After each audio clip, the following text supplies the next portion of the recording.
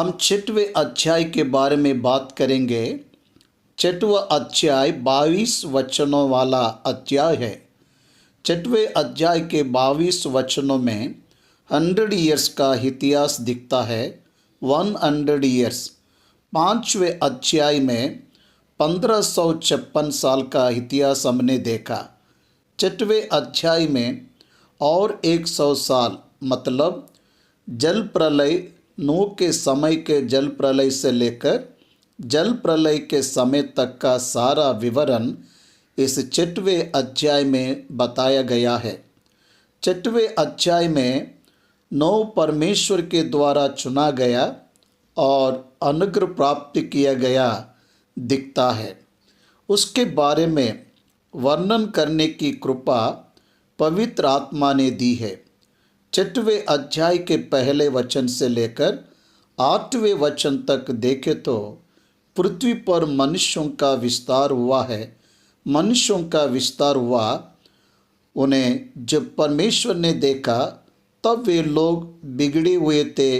उनके हृदय धोखादायक थे, अत्यंत भयानक बीमारी जो कि पाप से भर गए थे, परमेश्वर से दूर भागने लगे, परमेश्वर के द्वारा बताए गए मार्गों पर नहीं चलने लगे। इन परिस्थितियों में नूह परमेश्वर के नज़रों में धर्मी होने के कारण परमेश्वर के अनुग्रह की दृष्टि उस पर बनी रही। ये हम 8वें वचन में देखते हैं। पहले के 8 वचनों में मनुष्यों का विस्तार होना, उनमें दुष्टता बढ़ना, उसी तरह नपीली लोग धरती पे रहना और शूरवीरों का रहना, उसी तरह परमेश्वर ने मनुष्यों के हृदय में बढ़ता हुआ भयंकर पाप को देखकर खेदित होकर उन्हें नाश करने को सोचा। उन दिनों में परमेश्वर ने सिर्फ नूह ही विश्वास योग्य समझा। अब 9वें वचन में नूह की वंशावली ये प्रारंभ करते हुए वह अपने समय में धर्मी, निंदा रहित और विश्वासी रहा। विश्वासियों के लक्षण एक धर्मी और दूसरा निंदा रहित। धार्मिकता का मूल विश्वास है, अनुग्रहित है, निंदा रहित जो कि निजी है। Practical knowledge, practical experience, practical life. विश्वास को परमेश्वर का अनुग्रह करता है। विश्वास के कारण परमेश्वर आशीर्वाद देते हैं। नूह विश्वास योग्य था, इसलिए वह धर्मी ठहरा। नूह अपने निजी कार्य के कारण वह धर्मी नहीं ठहरा, वो विश्वास के कारण धर्मी ठहरा। विश्वासी विश्वास के कारण धर्मी जीवन जीता है, ऐसा बाइबल में लिखा है। इसलिए नूह विश्वास के कारण परमेश्वर द्वारा धर्मी ठहरा है। उसके काम के कारण नहीं, उसके कामों के कारण निंदा रहित ठहरा। वो लक्षण नूह में ही है। वह परमेश्वर की कृपा प्राप्त करना ही नहीं, उसके जीवन में कुछ मूल्यों को रखा हुआ और पवित्रता का जीवन जिया हुआ है। परमेश्वर ने जब लोगों को देखा तो मनुष्य अपने चाल चलन को बिगाड़ कर मनुष्य अपने चाल चलन को बिगाड़ कर बिगड़े हुए दिखे, तब परमेश्वर ने नूह से कहा, सब प्राणियों के अंत करने का प्रश्न मेरे सामने आ गया है, क्योंकि उनके कारण पृथ्वी उपद्रव से भर गई है। इसलिए मैं उनको पृथ्वी समेत नाश कर डालूंगा। इसलिए नूह, तुम और तुम्हारे परिवार की रक्षा के लिए तुमको ये करना है, गोबेर की लकड़ी का एक जहाज बना, उसकी लंबाई, चौड़ाई, ऊंचाई इतना रहना है, खिड़कियां इस स्थान में रहना है, दरवाज़ा किस स्थान में होना चाहिए। मैं एक काम करूँगा, सारे जीवित प्राणियों को तुम्हारे जहाज के पास भेजूंगा। संसार के सभी जीव मर जाएंगे, पर तुम्हारे जहाज के भीतर के प्राणी ही जीवित रहेंगे। तुम्हारे संग मैं वाचा बांधता हूँ। तुम अपने पुत्रों, स्त्री और बहुओं समेत जहाज में प्रवेश करना। सभी जातियों के पक्षियों को, सभी जातियों के पशुओं को मैं स्वयं जहाज के पास भेजूंगा। अब तुम नर और मादा को एक एक कर तुम जहाज में ले जाना।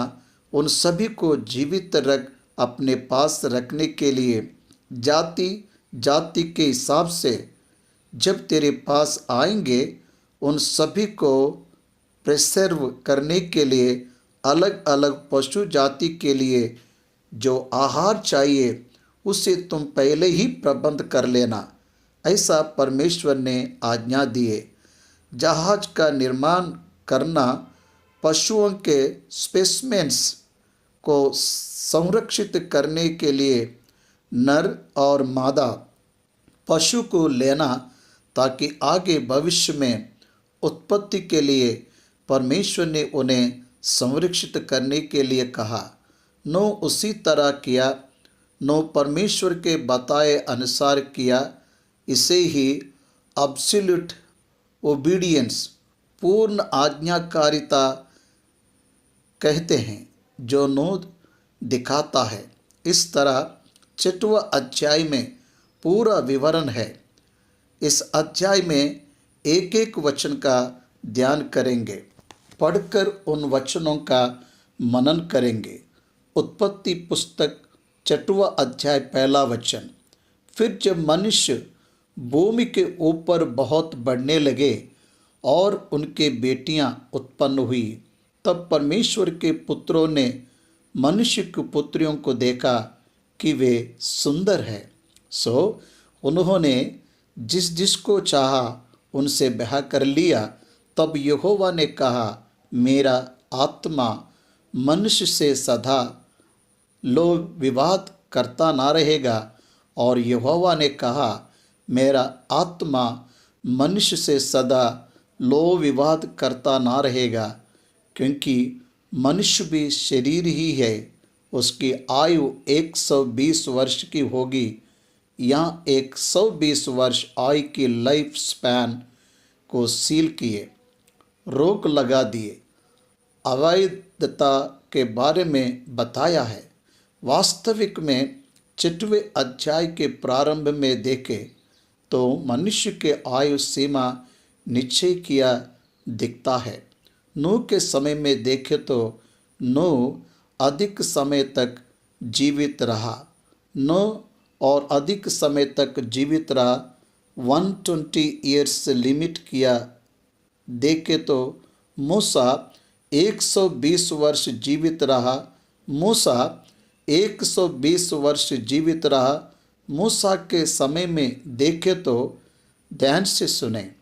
मूसा के समय में देखे तो मतलब नूह से लेकर मूसा समय तक बाइबल में इसका विवरण देखें तो अब्राहम से 10 पीढ़ी, अब्राहम के बाद फिर 4-5 पीढ़ी, इन सब पीढ़ियों में देखें तो 120 साल का सीलिंग कर दिए।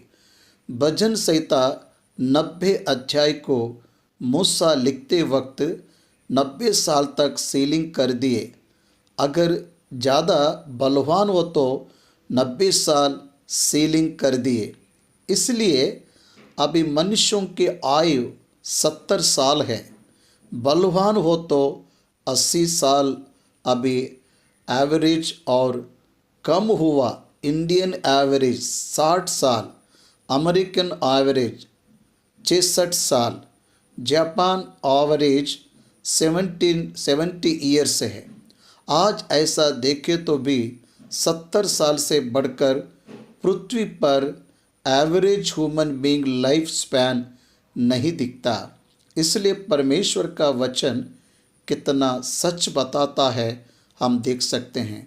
6वें अध्याय के पहले वचन में मनुष्य पृथ्वी पर बढ़ना शुरू होने के बाद आदम और हव्वा की संतानों में सिर्फ शेत को ही नहीं, वो और बेटे बेटियों को जन्म दिया।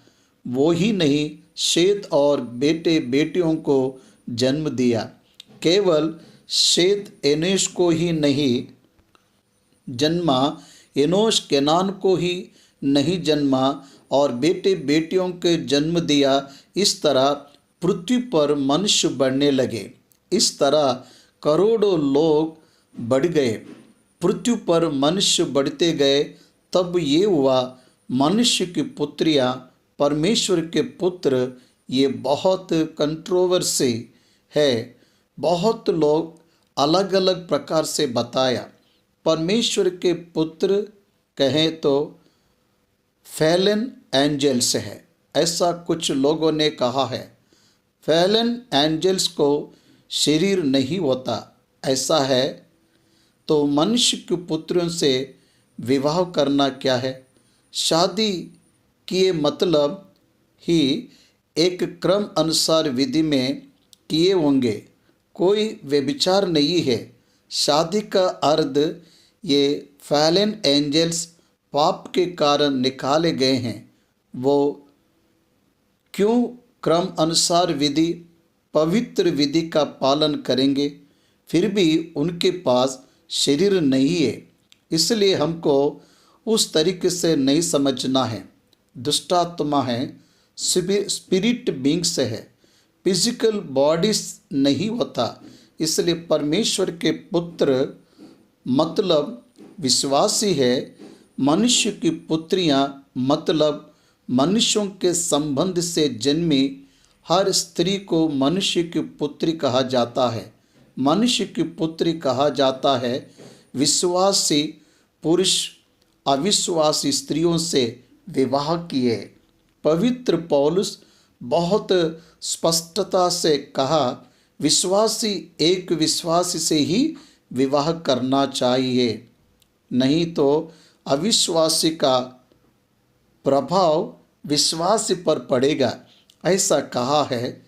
अवैधता कहा बढ़ना शुरू हुआ। बोले तो विश्वासी लोग अविश्वासी के शारीरिक सुंदरता की ओर आकर्षित होकर उनसे विवाह करके विवाह को प्राथमिकता देकर विश्वास जोड़ने के कारण अवैधता शुरू हुआ। अवैधता यह प्रारंभ हुआ। विश्वासी से विवाह करना एक विशेष क्रम है। तो विश्वासी अविश्वासी से विवाह करने के कारण वह क्रम छूट गया, वो अवैधता है। इसलिए अवैधता में मनुष्य भी शरीर ही है।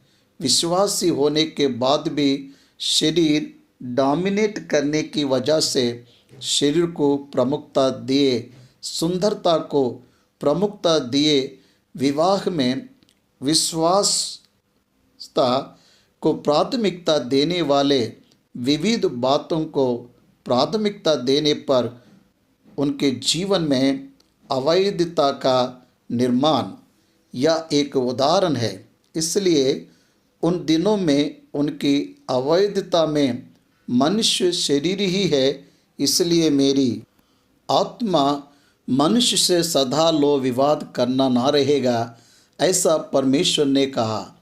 परमेश्वर कभी मनुष्यों से हमेशा विवाद करने वाला नहीं है। इसलिए उनकी एज लिमिट रिस्ट्रिक्ट किए 120 ईयर्स के लिए। उत्पत्ति की पुस्तक 6वां अध्याय 4 वचन से मनन करेंगे। उन दिनों में नपील लोग थे और बाद में भी थे, और उसके पश्चात जब परमेश्वर के पुत्र मनुष्य की पुत्रियों के पास गए, तब उनके द्वारा जो संतान उत्पन्न हुए वे पुत्र शूरवीर होते थे, जिनकी कीर्ति प्राचीन काल से प्रचलित है।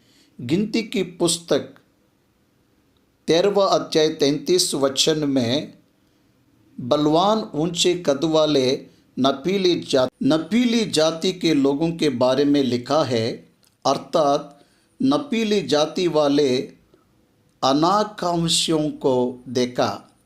इस्राएली लोग उनके बारे में बात करते हुए कहा, हम अपनी दृष्टि में तो उनके सामने टिड्ढे के समान दिखाई पड़ते थे और ऐसे ही उनकी दृष्टि में मालूम पड़ते थे। अलंकार भाषा का इस्तेमाल किया है, ऊंचे कद वाले।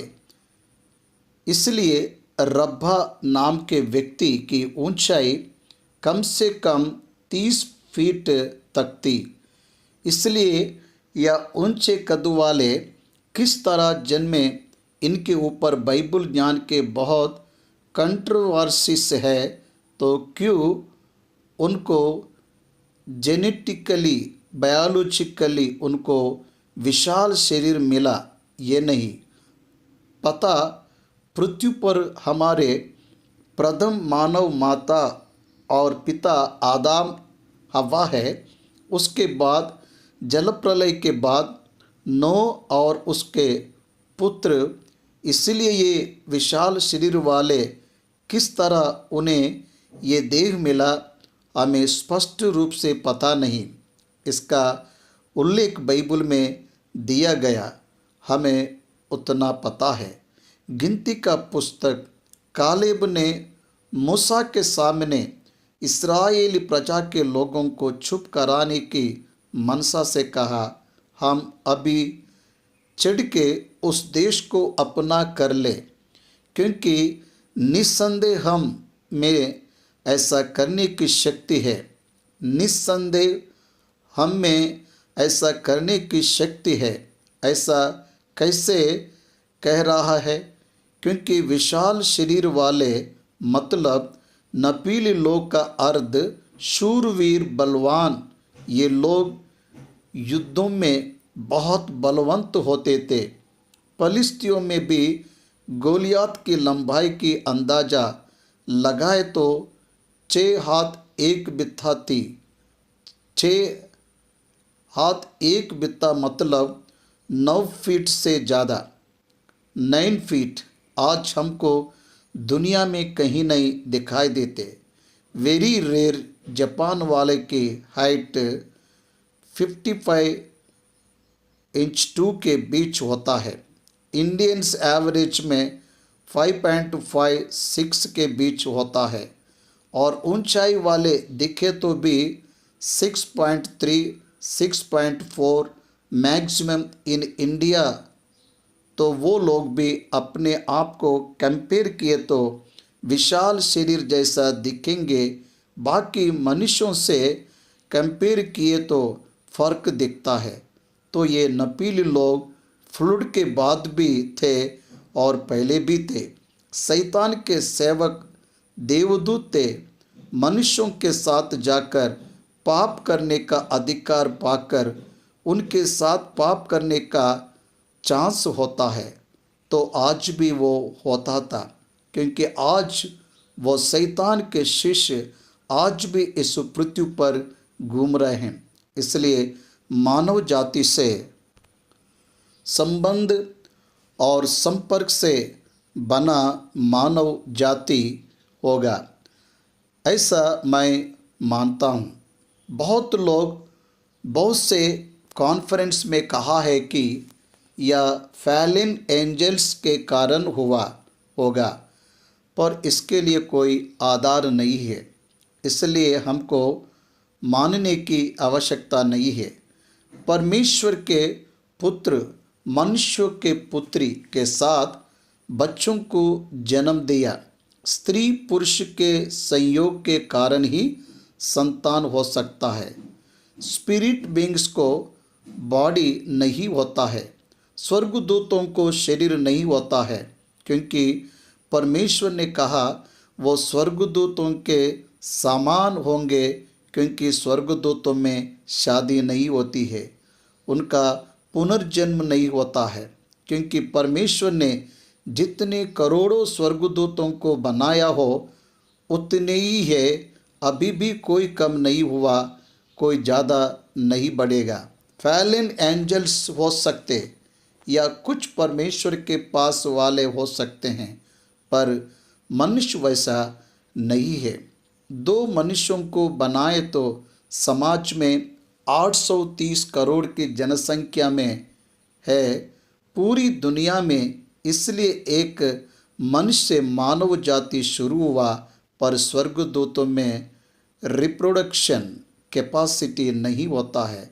चाइल्ड बीयरिंग तो होता ही नहीं है, फिजिकल बॉडी नहीं होता, उसके बाद देह धारण करने का अधिकार नहीं है, देह धारण करने का अधिकार नहीं है।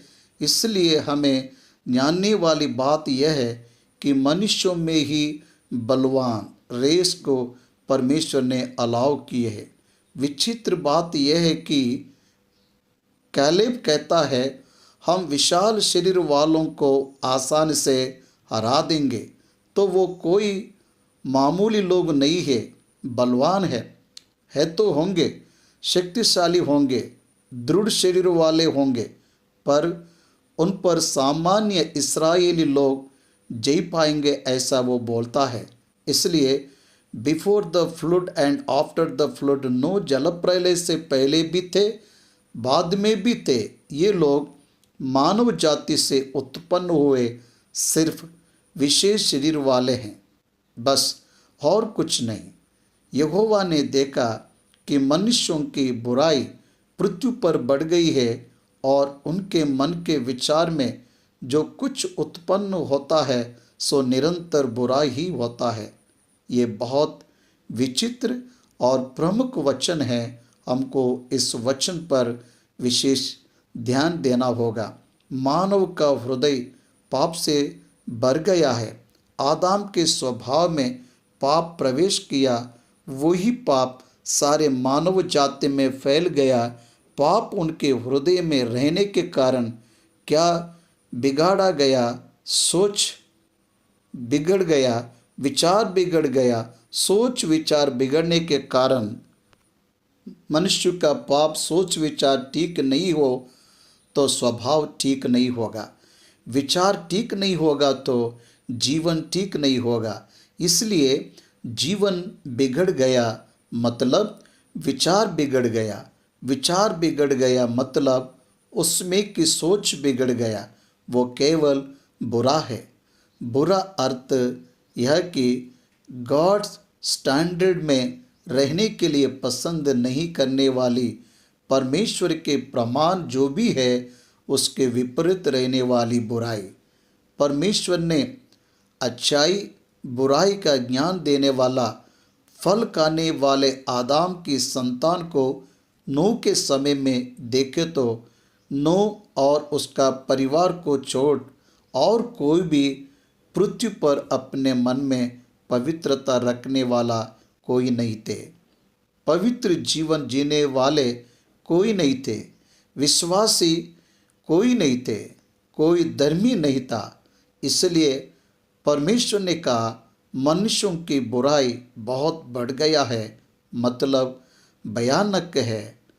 अकाल बहुत है मतलब पॉजिटिव सेंस में, नेगेटिव में कहा है।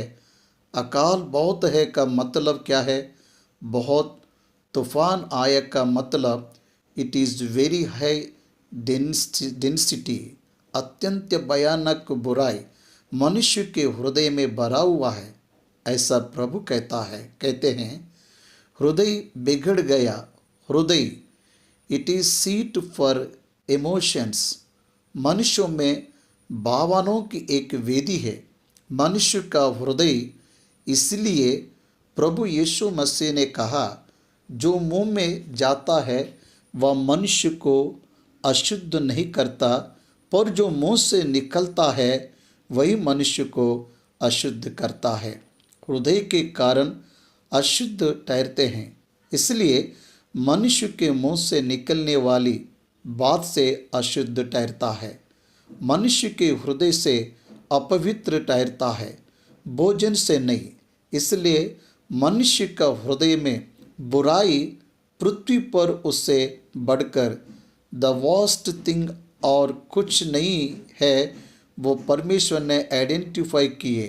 आज भी अन्य जन मतलब अविश्वासी मतलब परमेश्वर को अविश्वास कर, मन फिराव न कर, उद्धार ना पाकर, पवित्रता को ना जानकर, लोगों के सोच विचारों को, व्यवहार को देखकर बहुत आश्चर्य लगता है। सोच में पड़ जाते हैं। वैल्यूलेस, नाश हुए मृतकों के जैसा जीवन देख तो बुरा लगता है। प्रिय भाई बहन, आज बहुत से लोग उनके जीवन में मन फिराव को ना जानकर पापी इच्छाओं को अपने हृदय में पूरी करते हुए इस संसार में जी रहे हैं। अच्छे व्यक्ति जैसा दिखने के लिए बुराई को छुपा के रख रहे। अच्छा व्यक्ति स्वर्ग में जाएगा ऐसा नहीं कहा है। धर्मी व्यक्ति स्वर्ग में प्रवेश करेगा। अच्छा और धर्म में फर्क क्या है? अच्छाई मनुष्य की प्रैक्टिस द्वारा होता है, धर्मी परमेश्वर पर विश्वास के द्वारा होता है। इसलिए तुम अपने प्रैक्टिस के कारण अच्छा है करके परमेश्वर के पास नहीं ठहरोगे। पवित्र परमेश्वर के सामने तुम्हारे सारी भलाई मेले कपड़े के समान रहेगी। इसलिए तुम्हारे धर्मी का आधार है देवों के देव परमेश्वर के प्रति रखा विश्वासी ही आधार है। पर अच्छाई से कोई अपना फल स्वर्ग में नहीं पाएंगे। इसलिए अच्छाई human goodness not divine goodness. इसलिए अच्छाई अच्छा सोच करते हैं कारण उसके पीछे का बैकग्राउंड भी बुरा है। अपने स्वार्थ के लिए, कपट के लिए करके बाहर भक्त जैसा, अच्छे व्यक्ति जैसा दिखता है, वेश धारण करता है। इसलिए मनुष्य हिपोक्रेट वेशधारी कहा जाता है। पृथ्वी पर परमेश्वर जब देखते हैं मनुष्य की बुराई भयंकर है, उनके हृदय में सोच विचार में केवल हमेशा कंप्लीट से एवरी टाइम हर समय संपूर्ण रीति से बुराई मनुष्य के हृदय में भरा हुआ है।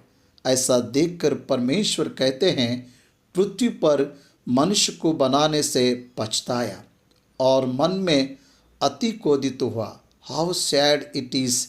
उसके हृदय और रूप में परमेश्वर ने मनुष्यों को बनाया तो मनुष्य कैसा हो गया बोले तो परमेश्वर ने जिन विधियों को मनुष्यों के लिए बनाया उन्हें बिगड़कर परमेश्वर की उपस्थिति से दूर जाकर बिगड़ गया, बुराई से भर गया। परमेश्वर दुख होने जैसा, पछताने जैसा मनुष्य बन गया। हाय, मैं अपने रूप के अनुसार बनाया, इन मनुष्यों ने मेरे रूप स्वभाव को छोड़ शैतान के रूप और स्वभाव में बदल गए। और यहोवा पृथ्वी पर मनुष्यों को बनाने से पछताया और वह मन में अत्खेदित हुआ। 7वें वचन में देखे तो तब यहोवा ने सोचा कि मैं मनुष्य को जिसकी मैंने सृष्टि की है पृथ्वी के ऊपर से मिटा दूंगा। क्या मनुष्य, क्या पशु, क्या रेंगने वाले जंतु, क्या आकाश के पक्षी, सबको मिटा दूंगा, क्योंकि मैं उनके बनाने से पछताता हूँ। मनुष्यों को देखकर क्यों मैंने इनकी सृष्टि की, ऐसा सोचकर परमेश्वर को बुरा लगा। हम भी वैसे ही है। हमारे बच्चे अगर बात ना सुनकर भिन्न रूप से बदल जाए, शैतान के संबंध में बदल जाए तो हमारे हृदय में बुरा लगेगा।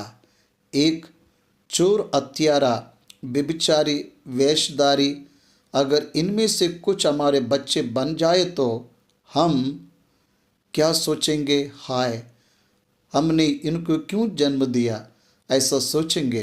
परमेश्वर भी ऐसा सोचते हैं। क्यों बनाया मनुष्यों को? मनुष्यों को मैंने क्यों बनाया?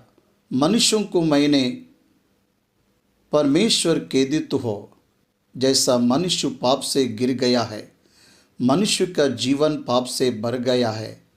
B careful about the sin in your heart. तुम्हारे हृदय के पाप से सावधान रहना हमें हमेशा सीखते रहना है। तब यहोवा, मैंने बनाए मनुष्य के साथ पशु, रेंगने वाले जंतु, आकाश के पक्षी सबको मिटा दूंगा, क्योंकि मैं उनके बनाने से पछताता हूँ कह रहा है परमेश्वर। परमेश्वर किस बात के लिए दुखित होता है, वो किस बात के लिए खुश होता है, ये जानने वाला ही सच्चा विश्वासी है। सच्चा विश्वासी परमेश्वर को खुश करने वाला होता है। दाऊद वो भी हत्यारा था, दाऊद वो भी व्यभिचारी था, दाऊद वो भी नाश हुआ तो भी या मेरा हृदय अनुसार चलने वाला है, ऐसा परमेश्वर ने दाऊद के बारे में कहा। इसके कारण मैं खुश हूँ। कहा हत्यारा होने के बाद भी, व्यभिचारी होने के बाद भी दाऊद में परमेश्वर को खुश करने वाली बात कौन सी है? पश्चाताप।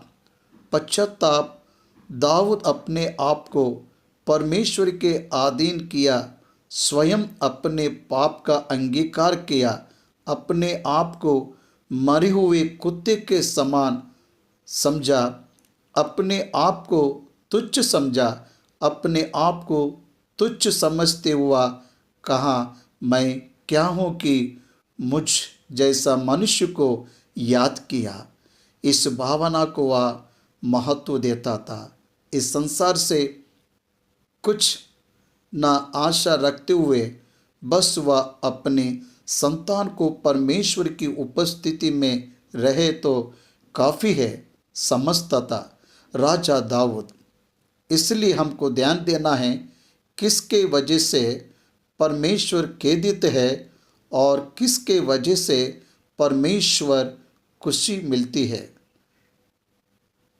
किसके वजह से परमेश्वर को खुशी मिलती है, इस बात पर हम ध्यान दें तो पापियों के कारण, पश्चाताप ना करने वालों के कारण परमेश्वर पछता रहा है। परमेश्वर का हृदय खेदित हो रहा है, सबको नाश करने के लिए निश्चय किया है। तो नूह परमेश्वर की दृष्टि में अनुग्रह प्राप्त किया। उस समय पृथ्वी पर लाखों लोग होने पर भी एक मनुष्य को देखने पर परमेश्वर के दृष्टि में उस व्यक्ति पर अनुग्रह करने को सोचा। अनुग्रह, अनदर चांस, अनजाने में किया, अनुग्रह प्राप्त किया। कहा पौलुस ने इसलिए नूह विश्वास के कारण धर्मी ठहरा, पहले कभी ना देखने वाले बातों को बतलाया। मतलब जल प्रलय के बारे में बात करते पहले कभी बारिश नहीं हुई स्थान में जल प्रलय होने की बात पर यकीन किया। आकाश के जरों को खुलने वाले हैं, इस बाढ़ में सब वह जाने वाले हैं। कौन मानेगा इन बातों पर, कौन यकीन करेगा? पर नूह उस पर यकीन किया। नूह उस पर यकीन किया। नूह गांव के बीच में जहाज का निर्माण शुरू किया। वो अनुग्रह प्राप्त किया, विश्वास के कारण धर्मी ठहरा। अब 9वें वचन को पढ़ेंगे। नूह की वंशावली यह है, नूह धर्मी पुरुष और अपने समय के लोगों में खरा था और नूह परमेश्वर ही के साथ साथ चलता रहा। या कुछ बातों पर ध्यान देंगे। नूह नंबर 1 धर्मी था, नंबर 2 निंदा रहित था और नंबर 3 परमेश्वर के साथ साथ चलता था। क्या है इसका अर्थ? धर्मी मतलब स्वभाव के बारे में नहीं कहा है। धर्मी मतलब विश्वास से धर्मी ठहराया गया, चुना गया है। उसके पाप का स्वयं अंगीकार करने कर सकता, जानकर प्रत्याशित करने के लिए, प्रायश्चित करने के लिए परमेश्वर पर भरोसा कर प्रायश्चित के लिए परमेश्वर के पास आया। इसलिए नो धर्मी ठहरा, दूसरा निंदारहित, ब्लेमलेस, अनब्लेमिश। नो कोई भी उसे दोषी ठहराने का अवकाश नहीं दिया। समाज में निंदा रहित रहना बहुत जरूरी है। अब्राहम के बारे में उत्पत्ति पुस्तक 17 अध्याय में यहोवा ने दर्शन देखकर कहा, मैं सर्वशक्तिमान ईश्वर हूँ, मेरी उपस्थिति में चल और सिद्ध होता जा। Don't give chance to anybody to blame you. आपको दोष देने के लिए किसी को मौका ना देते हुए जीवन जीना सीखना है। मतलब तुम हर समय में परमेश्वर के प्रति भक्ति भावना के साथ जीना है। मेरे परमेश्वर मुझे देख रहा है, मेरे जीवन को देख रहा है। इस विचार से हमें जीवन जीना है। मैं परमेश्वर का संतान हूँ। मैं किस तरह परमेश्वर के विधियों के विरुद्ध जाकर परमेश्वर के लिए अपमान का कारण बन सकता हूँ, हमें ये सीखना है। नूह के जीवन से निंदा रहित जीवन जीना बहुत कठिन है। इसलिए पौलुस बहुत स्पष्ट रूप से तीतुस को लिखते हैं, क्योंकि अध्यक्ष को परमेश्वर का भंडारी होने के कारण निर्दोष होना चाहिए। जो निर्दोष और एक ही पत्नी के पति हो, जिनके लड़के वाले विश्वासी हो और जिन्हें लुचपन और निरंकुशता का दोष नहीं, बाहर समाज में, other than church people, out of the church, कलीसिया के बाहर गवाह बनकर रहना है। कलीसिया के बाहर गवाह होना है। कलीसिया के बीच प्रमाणित होना है। कलीसिया के बीच अंगीकार और स्वीकृति पाए वाले होना है। समाज में परमेश्वर के लिए जीते वक्त किसी तरह का अपमानित वाले काम को छोड़ देना है। छोड़ देना ही नहीं तो वो परमेश्वर के संतान होने का गवाह नहीं बनेगा। और तीसरा लक्षण, परमेश्वर के साथ चलना। हनोक भी परमेश्वर के साथ चला। Walk with God. Walk with God means walk according to the word of God. इसका अर्थ है परमेश्वर के वचन के अनुसार चलना। परमेश्वर के वचन के अनुसार जीवन जीते हैं तो तब परमेश्वर के साथ चलने वाले बनेंगे।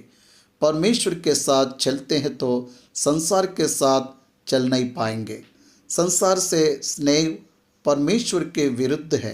विश्वास भी संसार में परमेश्वर के अनुकूल जीवन जीने से ही वो फल पाएगा। परमेश्वर के साथ चलने का अनुभव, greatest walk with God is nothing but bearing cross. तुम अपना क्रूस उठाकर मेरे पीछे चलना कहा प्रभु यीशु मसीह। इसलिए following God is nothing but bearing the cross. परमेश्वर के साथ चलना, परमेश्वर के पीछे चलना मतलब यीशु चले मार्ग, मतलब क्रूस के मार्ग में चलना। क्रूस के मार्ग में चलना मतलब संकरे मार्ग में यात्रा। सेल्फ डेनी एवरीवेयर, हर जगह अपने आप को अधीन करना, बहिष्कृत करने का अनुभव छोटी बात नहीं है। छोटी बात नहीं है। परमेश्वर के साथ चलना छोटी बात नहीं। परमेश्वर के वचन के साथ चलना, परमेश्वर के कदम से कदम मिलाकर चलना छोटी बात है ही ये नहीं। It is not an easy one. यह कोई आसान बात नहीं है। बहुत आलोचना होता है। परमेश्वर के पीछे चलने पर समाज कुड़कुड़ाता है। परमेश्वर के पीछे चलने पर कुछ संदर्भों में अकेलेपन सहने का समय आता है। परमेश्वर के पीछे चलने पर we all should be careful, हम सबको बहुत सावधान के साथ परमेश्वर के पीछे चलना है। नूह के 3 अच्छे लक्षण, पहला धर्मी, दूसरा निंदा रहित, तीसरा परमेश्वर के साथ साथ चलता था। उन लक्षणों के साथ 3 पुत्रों को जन्म दिया, तीनों भी विश्वासी थे। The whole family was saved, पूरा परिवार उद्धार पाया है। तुम्हारा परिवार उद्धार पाया है क्या? तुम उद्धार पाए हो क्या? तुम्हारी पत्नी उद्धार पाई है क्या? तुम्हारे बेटे और बहुएं उद्धार पाई है क्या? तुम्हारा इन्फ्लुएंस उन पर कैसा काम कर रहा है? 500 साल जीने के बाद शेम, हाम, यापित को जन्म दिया। आप ध्यान दे तो 950 साल जीवित रहा। जल प्रलय के बाद 300 साल जीवित रहा, वैसा 350 साल जीवित रहा। वैसे नूह उसके लाइफ में वो निंदा रहित था। नूह के लाइफ में एक ब्लैक स्पॉट, वो जल प्रलय बाद दाख मद पीने के बाद भी उसे धर्मी ठहराया। हर मनुष्य पाप से भरा होता है, पाप के कारण ही पैदा होता है, पाप के साथ ही पैदा होता है। भजन संहिता 101 में भजनकार कहता है, मैं अपने माता के गर्भ से ही पाप के कारण जन्म लिया हूँ। मतलब I am sinner by born, मैं जन्म से ही पाप स्वभाव के साथ जन्म लिया हूँ। मैं धर्मी नहीं हूँ, अपवित्र हूँ। वो जागरूकता है, इसलिए परमेश्वर के साथ चलकर बेटों जन्म दिया, तीनों बेटों को जन्म दिया। पृथ्वी पर मनुष्य परमेश्वर के नज़रों में बिगड़ गए हैं। पृथ्वी दुष्टता से भर गई है। पृथ्वी को जब परमेश्वर ने देखा तो नाश हो करती। पूरे मनुष्य अपना मार्ग बिगड़ दिए हैं। सभी मनुष्य अपना चाल चलन बिगाड़ दिए हैं। उत्पत्ति का पुस्तक 6वां अध्याय 9वें वचन को देखेंगे, ध्यान देंगे। नूह की वंशावली यह है। नूह धर्मी था, उसके समय में निंदा रहता। नूह परमेश्वर के साथ साथ चलता था। शेम, हाम, यापेत नाम 3 बेटों को जन्म दिया। पृथ्वी परमेश्वर की दृष्टि में बिगड़ी हुई है या पृथ्वी दुष्टता से भरी हुई है? परमेश्वर पृथ्वी को देखा तो वह नाश हुआ दिखता है। पृथ्वी पर सारे मनुष्य अपने चाल चलन बिगड़ ली हैं। नूह 500 साल का था तब उसे 3 बेटे थे, शेम, हाम, यापेत। तब उसकी आयु 500 साल का। तब 5 साल उस समय परमेश्वर उसको दर्शन देकर उसको और उसके परिवार को बचाने के लिए एक जहाज के निर्माण करने के लिए कहा। नूह और नूह की पत्नी शेम, हाम, यापेत और उनकी पत्नियां 8 लोग। उस समय नूह के कोई पोता पोती नहीं थे, सिर्फ बेटों की शादी होकर थी। नूह के तीनों बेटों के साथ और कोई बेटियां होंगी यह हमको नहीं पता, रिकॉर्ड नहीं है, नहीं भी हो सकता या हो भी सकता। नूह उस समय में परमेश्वर के दृष्टि में धर्मी ठहरा, इसलिए परमेश्वर नूह पर अनुग्रह कर सहायता करने को आगे आए। उद्धार में परमेश्वर के अनुग्रह के साथ विश्वास भी चाहिए। इफिसियों की पुस्तक 2 अध्याय के 8वां वचन में लिखा है, क्योंकि विश्वास से द्वारा अनुग्रह से तुम्हारा उद्धार हुआ है, और यह तुम्हारे ओर से नहीं वरन परमेश्वर का दान है। पौलुस ने विश्वास अनुग्रह परमेश्वर देता है। यूहन्ना 1 अध्याय 17-18 वचन में लिखा है, इसलिए कि व्यवस्था तो मूसा के द्वारा दी गई, परंतु अनुग्रह और सच्चाई यीशु मसीह के द्वारा पहुंची। उद्धार का कारण अनुग्रह परमेश्वर से मिलता है। उद्धार का कारण अनुग्रह परमेश्वर से ही मिलता है। इब्रानियों की पुस्तक 12वें अध्याय में देखें तो विश्वासियों के बारे बताया गया है। इन विश्वासियों ने सभी परमेश्वर के वचन से मिलने वाले विश्वास को पाए हैं। रोमियों की पुस्तक 10वां अध्याय 14 वचन में सुनने से विश्वास बढ़ता है।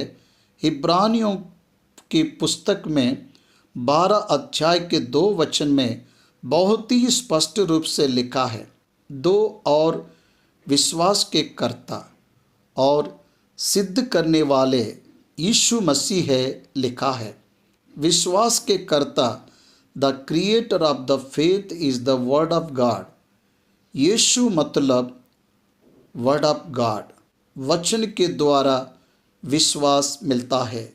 इसलिए विश्वास और अनुग्रह दोनों परमेश्वर ने दिए हैं, तो मनुष्य की व्यक्तिमत्ता के कारण ये दो मनुष्य को मिलता है। वैसा टेंडर हार्ट, वैसा हम्बल हार्ट, वैसी शांति समाधान नरम हृदय वाला है। नो, इसलिए उसके परिवार को वो अनुग्रह मिला है। उद्धार पाया व्यक्ति नया जीवन पाता है। कठिन हृदय, नरम हृदय, कठिन हृदय दान पीसने वाले पत्थर जैसा कठिन होता है। अविश्वासी का हृदय पाप के कठिन हो जाता है। नरम हृदय मांस का होता है। नरम हृदय विश्वासी का होता है। उसमें कठोरता के लिए कोई स्थान नहीं है। प्यार के लिए स्थान है, दोषारोपण के लिए स्थान नहीं है, क्षमा के लिए स्थान है। इसलिए उद्धार पाया हृदय, नरम हृदय मतलब आसानी से परमेश्वर के अधीन होने वाला मन, नो परमेश्वर के अधीन होने वाला व्यक्ति है। नो परमेश्वर के अधीन होने से पहले ही परमेश्वर पर विश्वास करने वाला था। परमेश्वर पर विश्वास करते वक्त भिन्न परिस्थितियाँ थे। साइंस नहीं मानता आकाश से बारिश होने वाली है बोले तो उस समय में 10 पीढ़ियों के समय में बारिश ही नहीं हुई थी। ऐसी परिस्थिति में जल प्रलय होने वाला है तो कौन यकीन करेगा? कोई नहीं। यकीन किया पर नूह ने यकीन किया without evidence, without any kind of explains story के बिना कोई नहीं यकीन किया। सिर्फ नोआ ही उसे सच माना। नोआ यकीन मनाने के कारण यह है कि परमेश्वर को असंभव कुछ नहीं। परमेश्वर ने कहा जलप्रलय होने वाला है, मैंने मान लिया, बस। परमेश्वर ने बताया वो सही है कि नहीं, इसे सच मान सकते हैं क्या? ऐसा जांच पड़ताल करने के लिए नोह क्षण भर भी नहीं सोचा, बस अधीन हुआ। सृष्टि में कभी ना हुई विचित्र घटना को जब परमेश्वर ने नोह से कहने पर हाँ ऐसा हो सकता है करके मान लिया, वही उसका विश्वास है। इसलिए वो बचाया गया है। परमेश्वर ने नोह को चुना। आदम से मनुष्यों की जाति आई। जितना सच है उतने ही कि संतान से संसार के लोग आए, उतना ही सच है, उतना ही वास्तव है, उतना महत्व परमेश्वर ने नोह को दिया है। कारण यह है कि उन दिनों में परमेश्वर ने देखा पृथ्वी बिगड़ गई है। परमेश्वर ने देखा मनुष्य नाश हुए दिखते हैं, अपने चाल चलन को बिगाड़ दिया। एथिकल वैल्यूज नहीं है, मॉरल वैल्यूज नहीं है। सोचो कितना भयानक होगा वो समय। मैं बहुत से संदर्भ में आश्चर्यचकित हो गया कुछ लोगों के स्वभाव से। उन्हें देखता हूँ तो कितना धोखा, कितना हार्ट ब्रेकिंग नेचर होता है। अपना दिल टूट जाता है। कुछ लोगों के स्वभाव से बहुत से किस्से हैं। एक बार एक बेटा अपनी माँ से धोखे से चेक बुक पर साइन करवाता है और सारे पैसा ड्रा कर लेता है। कितना धोखा है। बुराई, पाप इस संसार में एथिकल वैल्यूलेस लाइफ दिखते हैं। जहाँ भी देखो वो जीवन है। जैसे समुद्र यात्रा में एक बूंद पानी का पानी भी नहीं मिलता, उसी तरह से इस संसार में मुट्ठी भर बलाई मसीह प्रेम, अगापे प्रेम के लिए प्रयत्न किए तो समुद्र यात्रा में की एक बोतल पानी जैसा है। भयानक भयानक मनुष्य का हृदय भयानक होता है। परमेश्वर को अस्वीकार गया है। मनुष्य का हृदय अभी भी यीशु मसीह को मनुष्य के रूप में भेजा गया। कहे तो पक्षी अपने पंख नोच लिया जैसा है। सबूत है क्या, प्रमाण है क्या, ऐसा कहते हैं। बताए जाने वाले सच को ना मानकर बातें बनाने वाले बहुत होते हैं। व्यभिचार, कामकता, मूर्ति पूजा, हत्या करना, चोरी, वेश्यागमन, शोर शराबे वाले नाच गाना आज समाज में ज़्यादा हो गया है। अभी हम 2020 साल में हैं। एक समय के समाज में और आज के समय में बहुत अंतर है। परमेश्वर के वचन में पृथ्वी बिगड़ गई है, दुष्टता से भरी हुई है। बहुत से कानून हैं भारत देश में। स्त्री को सुरक्षा दिलाने के लिए उतने कानून होने के बाद भी महिलाओं पर अत्याचार हो ही रहा है। हम देख रहे हैं। Ethical values, moral values, spiritual values, divine values and nature आज समाज में नहीं है। विद्यार्थियों में भी नहीं दिखता है। महिलाओं पर अत्याचार, बलात्कार हो रहे हैं, बिगड़ गए हैं। लिखा है लूत के समय में छोटे बच्चों से लेकर वृद्धों तक व्यभिचार करते थे। आज अत्यधिक प्रतिशत 12 से 15 साल के बीच में उनकी वर्जिनिटी मेल एंड फीमेल को दे रहा है। उस बीच में मैंने सुना है कोलकाता की एक बड़ी पाठशाला में सर्वे किए तो 8th class girls about 75% loss their virginity. या पढ़ने के बाद मेरे आंखों से पानी निकल पड़े, बिगड़ गए हैं। आज इंटरनेट विस्तार रूप से बढ़ गया। बाल अवस्था से ही पोर्नोग्राफी की आदत लग गई। उम्र से कोई संबंध नहीं। एक बूढ़ी औरत को 6 लोगों ने बलात्कार कर फेंक दिया। ये बात न्यूज़पेपर में पढ़ा। कितना भयानक।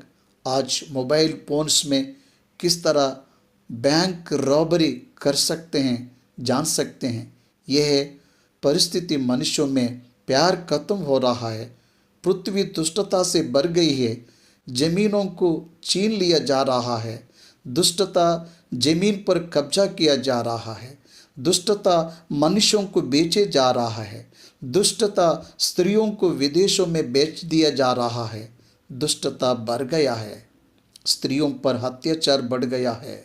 Wherever you can go see you can find. कहीं भी देखो दुष्टता भरी हुई है। कहीं भी देखो बुराई दिख रही है।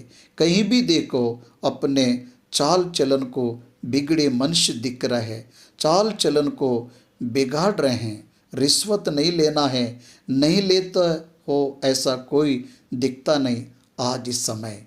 एक समय में रिश्वत लेने वालों को गधे के समान माना जाता था। समाज पूरी गंदे से भर जाते हैं तो भेड़ के लिए कहाँ स्थान है। मसीही नाम रखने वाले भी अपने वैल्यूज को मिटाकर रिश्वतखोर बन रहे हैं। ये है आज की परिस्थिति, तो उस समय की परिस्थिति भी ऐसे ही है, ऐसा परमेश्वर कहते हैं। नूह के दिन के समय जैसा रहेगा, शादियाँ करने के बाद भी बेपरवाह थे। उस जहाज को राल लगाए, मतलब विद्रोह का संकेत वो लोग तभी से अपनाया है। ऐसे समय में परमेश्वर नूह से कहता है 13वां वचन में, तब परमेश्वर ने नूह से कहा, सब प्राणियों के अंत करने का प्रश्न मेरे सामने आ गया है, क्योंकि उनके कारण पृथ्वी उपद्रव से भर गई है।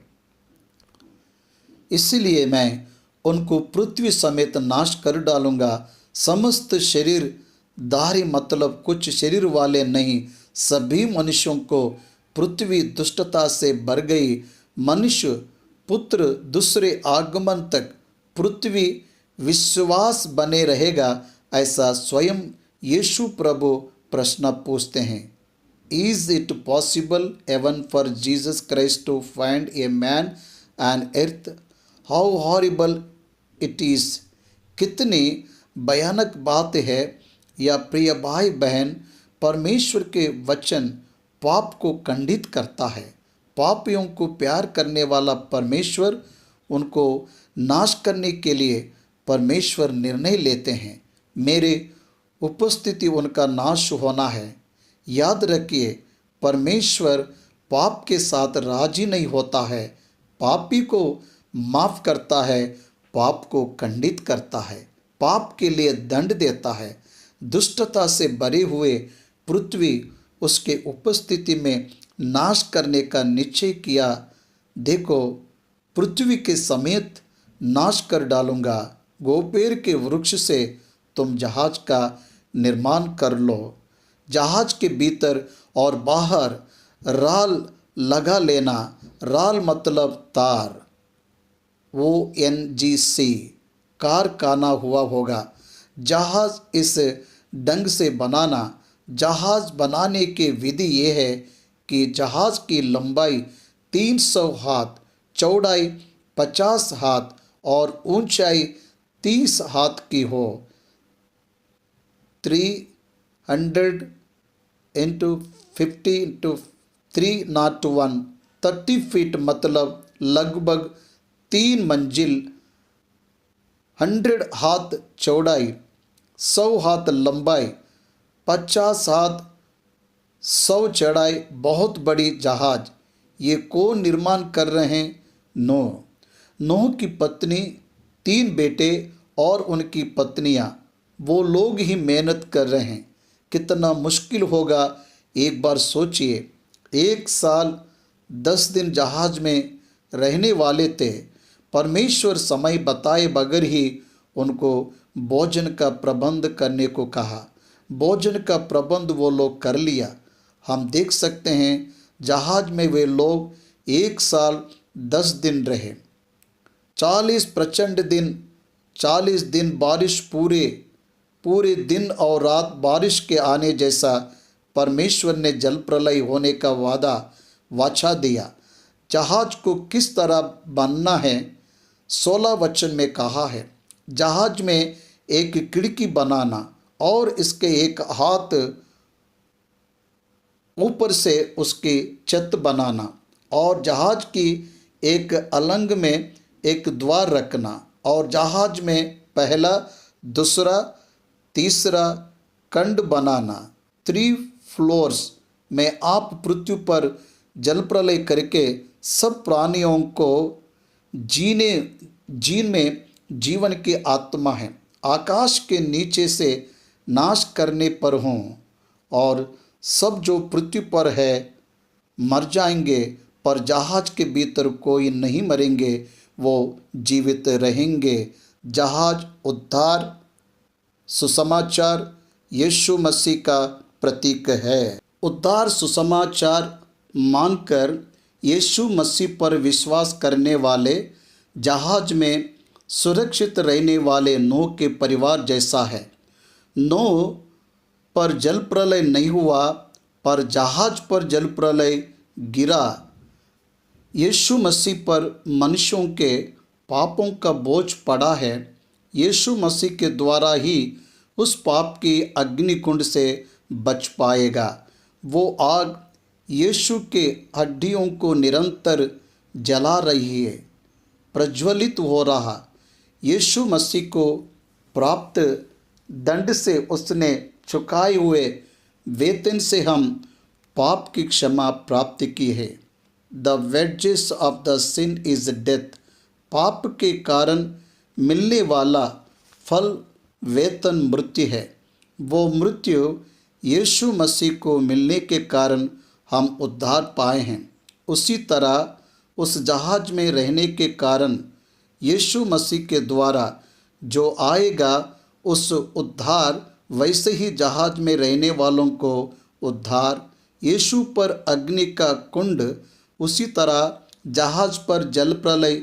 सुख सुख तो मतलब सबको नाश करूँगा, सब मरेंगे बोले तो तुझसे मेरी वाचा बांधे रखूँगा। तू और तेरी बेटे, तेरी पत्नी, तेरे बहुएं। परमेश्वर ने कहा उस जहाज में प्रवेश करना और तेरे साथ जीवित रखने के लिए सारे जीव जंतुओं को, मतलब सभी शरीरधारी, सभी जातियों से दो दो जोड़ी तुम्हें जहाज में ले जाना है। उसमें नर भी होना और मादा भी होना। तुम उन्हें जीवित रखने के लिए दो दो जातियों के हिसाब से, पशुओं में दो दो जातियों के हिसाब से, पक्षियों में दो दो जातियों के हिसाब से, रेंगने वाले जंतु में से हर जाति में से दो दो के हिसाब से वह तुम्हारे पास आएंगे। वही आएंगे तुम्हारे पास, तुम्हें लेकर आने की ज़रूरत नहीं है। वही तुम्हारे पास आएंगे। वो जहाज में प्रवेश करेंगे। जहाज में उनको परमेश्वर ही प्रवेश कराएंगे। मैं ही स्वयं उनको लेकर आऊँगा। कहते हैं परमेश्वर, तुम जहाज में लेकर जाओ। जहाज तक लेकर आने का काम मेरा है। तो तुम उन्हें बचा कर रखने के लिए उन जातियों के हिसाब से पृथ्वी के सारे पक्षी जानवरों में से दो दो के हिसाब से जब तुम्हारे पास आएंगे, खाने के लिए हर एक के प्रकार भोजन को तुम अपने पास रखो। वो तुम्हारे लिए और उनके लिए आहार बनेगा, तुम्हारे लिए और उनके लिए भोजन होगा। इसलिए परमेश्वर नूह परिवार के लिए उस समय तक शाकाहारी भोजन ही दिलाए हैं। वो 10 पीढ़ी नूह में जल प्रलय के बाद वो लोगों ने मांस खाए हैं।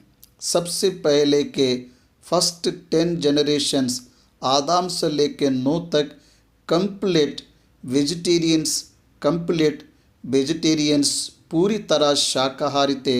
इसलिए वो तुम्हारे लिए आहार बनेंगे। परमेश्वर ने कहा तो नूह ने वैसे ही किया, पूरी तरह किया, परमेश्वर के आज्ञा अनुसार किया। सब कुछ पूरी रीति से, संपूर्ण परिपूर्णता से, किसी तरह का विरोध ना करते हुए, डिबेट ना करते हुए उस तरह परमेश्वर ने किया। एक बार आप इस वचन पर ध्यान दें तो कितनी अच्छी बात परमेश्वर ने बताए। जैसा नूह ने किया है, no personal agenda, no personal planning, no personal execution, only completing the word of God. परमेश्वर के वचन को पूरा किया। आदम नो बिना चूके परमेश्वर के अधीन रहा, नो बिना चूके परमेश्वर के आज्ञा का पालन किया। ये हमें सीखना है। इस वचन से हमको क्या सीखना है? नो परमेश्वर के मार्ग में चला। हमारा जीवन किस तरह है? परमेश्वर के काम के लिए ही जीवित रहना पसंद किया है। नो परमेश्वर के लिए गवाह बना, परमेश्वर के अनुग्रह का पात्र बना, परमेश्वर के प्रति विश्वासी रहा, परमेश्वर के प्रति जानकारी रहा, उसे आज्ञाकारी रहा, परमेश्वर के प्रति क्रिया रूप में किया, उसके परिवार को मसीह परिवार में परिवर्तित किया, तुम्हें भी वैसा अनुग्रह परमेश्वर देंगे। प्रार्थना करो।